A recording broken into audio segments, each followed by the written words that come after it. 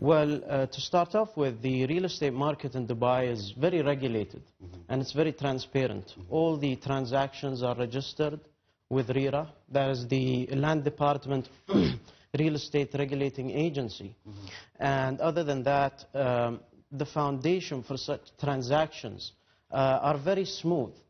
Banks also finance internationally for non-residents.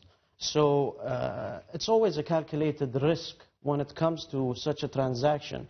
But having all the figures clear to you, it makes it much more easier to have a decision on purchasing a property in Dubai. Okay. Bill, say hi. Yeah, hi, great. Good morning. Hi, Bill. I'm really fascinated that the show, the exhibition that you're participating in is here in Hong Kong, where people, as Bernie says, love property and love to think about it.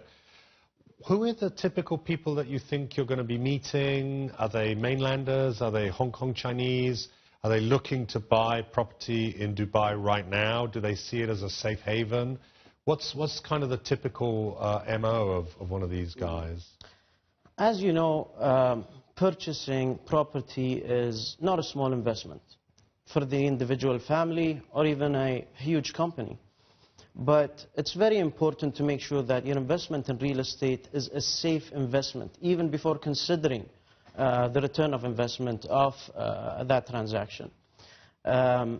Out of our experience with roadshows for real estate in Dubai and Bombay, transparency was the key component for transactions in real estate.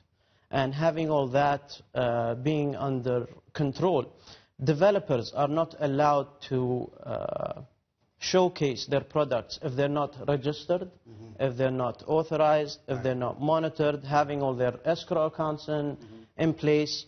That becomes a solid foundation for the investments, and it makes it much more easier and comfortable from point of view to showcase, because even before being there in the exhibition, you have to go through a certain procedure to participate in these exhibitions and be a developer that also you can sell off plan. Right.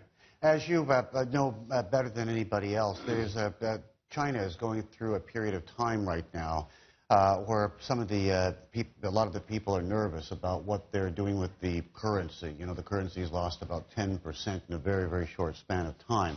So there is this phenomenon of people trying to move capital out of China.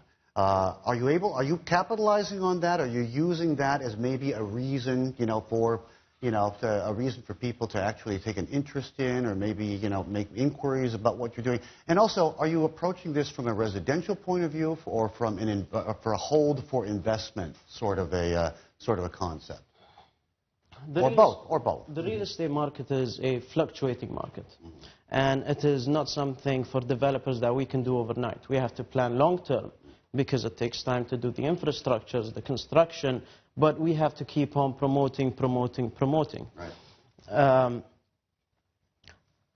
However, when it comes to presenting and showcasing our projects, first of all, we have two types of clienteles.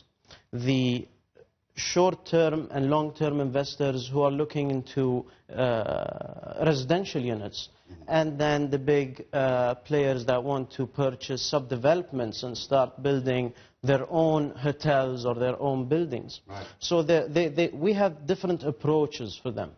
The short-term people, for example, they're interested in just moving in, wait for the capital gain, and then move out. A lot of them actually who purchased end up to be end users, and they continue staying in the city. So that's fantastic news for us. Well,